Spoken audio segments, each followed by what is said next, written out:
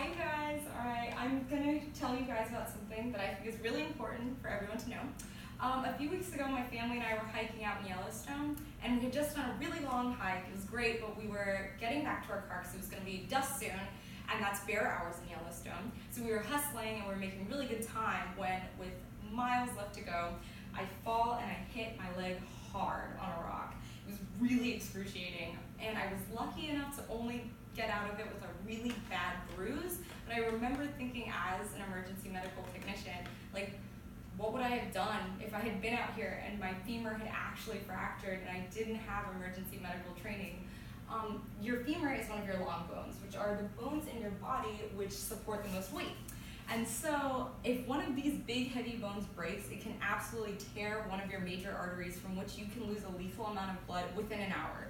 So as any medical professional, including myself, will tell you, the speed with which you attend to an injury is a vital part of high quality emergency care. And it was actually said at a recent conference for the American Medical Informatics Association in 2013 that the decisions made by the first people who respond to an emergency can have the same weight on a patient's outcome as the subsequent hospital-based care. It can make the difference between life or death.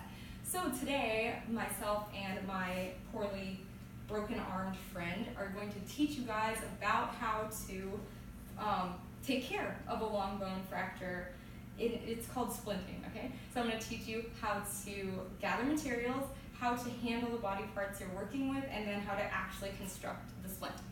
Okay, so first things first, when you're trying to make a splint, you need materials. So a splint itself is a rigid structure that can support and immobilize the injured body part. Think like a piece of like a long thick branch, or like a piece of lumber. And it needs to be able to extend beyond like the joints on either side. So here I have a commercial splint. It's moldable so that you can like work with it, but it's also like really sturdy. So yeah, and we're also going to need to tie the splint to the limb. So you need something long, malleable, like a belt or rope. We have some like bandanas over here. Those all work. And you're going to want to choose these materials based on the severity of the injury that you're working with and your situation. If the injury seems fairly stable, like you're going to have some time, like a little bit of time to look around for those materials. But like if you're in the wilderness or you're somewhere with not a lot of materials on hand, you want to be creative. So like, for example, here we have some really like resourceful, obviously homemade splints. Someone took like a kitchen spoon, and there's cardboard. These are all like perfectly fine. If you're in a situation where the injury seems to be really severe though, you aren't going to want to spend time looking around for materials. So I'm going to let you guys in on a little secret. You guys are all carrying with you ready-made splints at all time. It's your other leg and your torso. You can literally just splint someone's injured arm to their torso or their leg to their other leg. Like, these are adequate choices. All right, so we have our materials. What are we going to do now? Before you can actually make the splint, it's important to keep in mind what you're trying to accomplish with your care. You're not actually trying to fix the injury. Like, healing of the bone can only happen with time. So what you're trying to do in these situations, when you break a bone, like all those like interweaving structures like that run like around the bone, like your nerves, your ligaments on the sides, your blood vessels, they're all like in perfect position to be like damaged by the jagged ends of a broken bone. So you're trying to minimize that subsequent damage.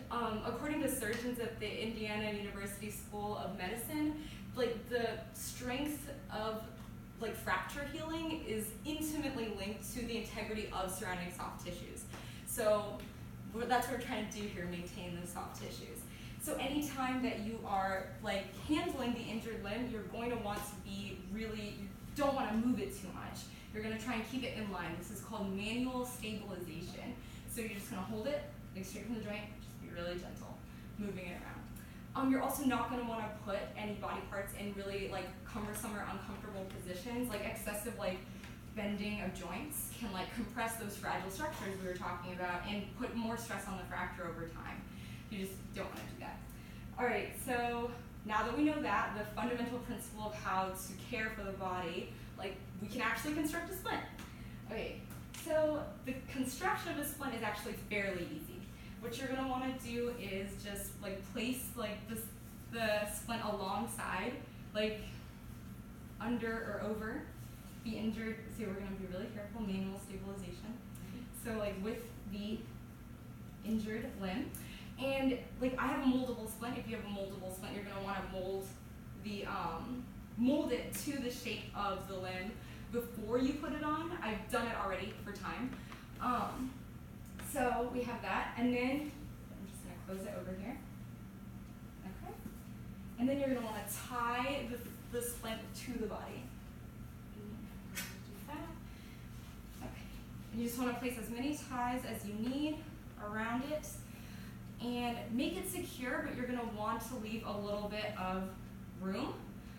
You're gonna do this because according to an article in the American Family Physician, you're going to want to leave room to allow for the swelling that's going to occur during the acute inflammatory phase of an injury.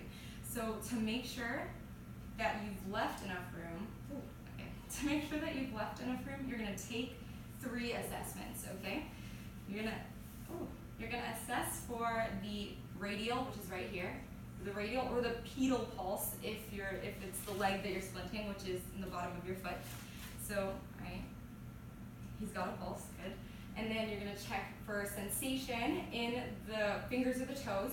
So Charlie, without looking, can you tell me which of your fingers I am touching? That is the pinky. Good job, Charlie. And then you're going to check if they have sensation in the fingers of the, or motor function in the fingers of the toes. So Charlie, can you wiggle your fingers for me? All right, awesome, okay.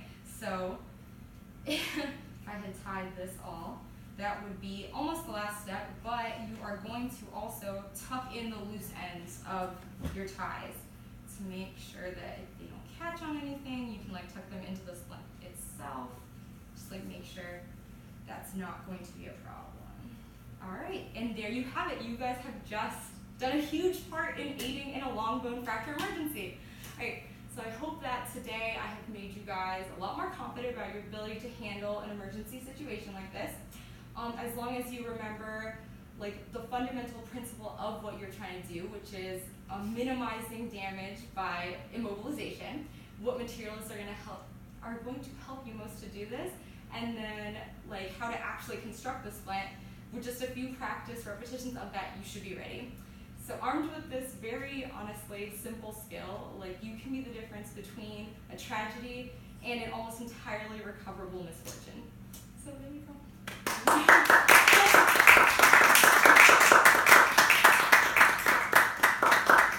was really good. Excellent. Oh, sorry, I shouldn't have yelled. Okay. So, do you guys have any questions? There's a Q&A session now. Any questions? You don't have to ask questions, but if you. So if you have to split one leg to the other, do you put the splint on both legs, or you just put it on one leg and tie it to the other? How's that work? No, you're literally using the other leg as a splint. Like you're just like using that to keep this one from like being able to move around, you know?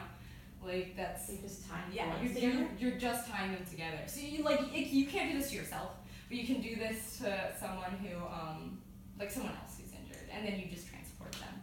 Yeah. Okay. Any other questions? Patient has a question. Oh yes. Why couldn't you do it to yourself? I mean, you could, but then you'd have to, I guess, like do the worm out of whatever you're in. That needs to Not stay good in. for us. Not good for us. I wouldn't recommend it as an EMT. Okay.